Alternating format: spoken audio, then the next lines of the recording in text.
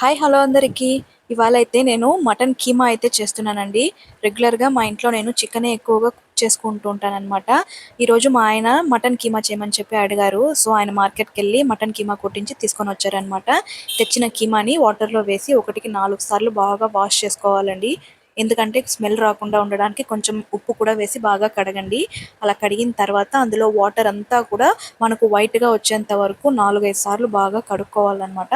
అలా కడిగిన తర్వాత మనం ఒక మిక్సీ జార్ తీసుకొని అందులో పెద్ద సైజుగా ఆనియన్, టమాటో వీటన్నింటిని కట్ చేసి అందులో యాడ్ చేసుకోవాలన్నమాట. స్పైసీనెస్ కోసం కారమైన, పచ్చిమిర్చి, ఎండుమిర్చి ఏదైనా కూడా మనం యాడ్ చేసుకోవచ్చండి. నేనైతే పెప్పర్ వేస్తున్నాను.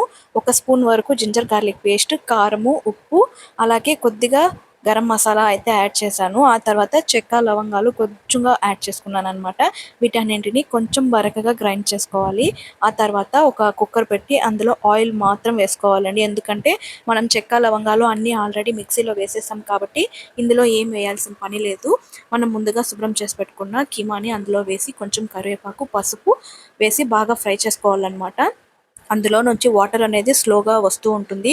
కొంచెంసేపు ప్లేట్ క్లోజ్ చేసి అలాగే పెట్టేసేయాలన్నమాట. అలా మొత్తం వాటర్ అనేది రిలీజ్ అయిన తర్వాత మనం ముందుగా గ్రైండ్ చేసి పెట్టుకుంటాం కదా పేస్ట్, అది కూడా అందులో యాడ్ చేసి ఒకసారి బాగా మిక్స్ చేసుకోవాలి. సాల్ట్ మాత్రం ఇక్కడ యాడ్ చేయకండి, ఆల్రెడీ మనం మిక్సీలో వేసేసాం కదా. కారం మాత్రం మనం టేస్ట్కి సరిపడ్డా అడ్జస్ట్ చేసుకుంటే సరిపోతుంది. మిక్సీ జార్లోని కొద్దిగా వాటర్ వేసి బాగా మిక్స్ చేసుకోవాలి. అది మిక్స్ అయిన తర్వాత నేనైతే ఇందులో ఒక చిన్న క్యూబ్ బటర్ అయితే యాడ్ చేస్తున్నాను. టేస్ట్ చాలా బాగుంటుందని చెప్పేసి ఆ బటర్ వేసుకున్న తర్వాత బాగా మిక్స్ చేసి ఒక 6-7 విజిల్ వరకు పెట్టుకున్నామంటే మనకు కరెక్ట్గా ఉంటుంది. అంటే మటన్ అనేది ముదురుగా ఉందా లేతగా ఉందా అని మీకు తెలుస్తుంది కదా, దాని ప్రకారం మనం విజిల్ చేసుకొని దించుకున్నామంటే చాలా సూపర్గా ఉంటుంది. ఫైనల్గా కొత్తిమీర యాడ్ చేసుకున్నామంటే సరిపోతుందండి. నాకైతే ఇంత లిక్విడీగా ఉంటే రైస్కి, దోశ, చపాతీస్కి చాలా బాగుంటుంది. అందుకని నేను ఈ స్టేజ్లో అయితే నేను దించేస్తున్నాను. అలా కాదు మాకు ఇంకా కొంచెం థిక్గా కావాలి అని అనుకునే వాళ్ళు అదే కుక్కర్ని మళ్ళీ స్టవ్ మీద పెట్టుకొని హై ఫ్లేమ్లో ఒక 2-3 మినిట్స్ బాయిల్ చేసుకున్నారంటే కొంచెం థిక్నెస్ వస్తుందండి. మీరు ఇలా కూడా చేసుకోవచ్చు, అది మీ ఇష్టమే. వీడియో నచ్చిందంటే లైక్ చేసి ఛానల్ని తప్పకుండా సబ్స్క్రైబ్ చేసుకోండి. Thank you for watching guys. See you for next video.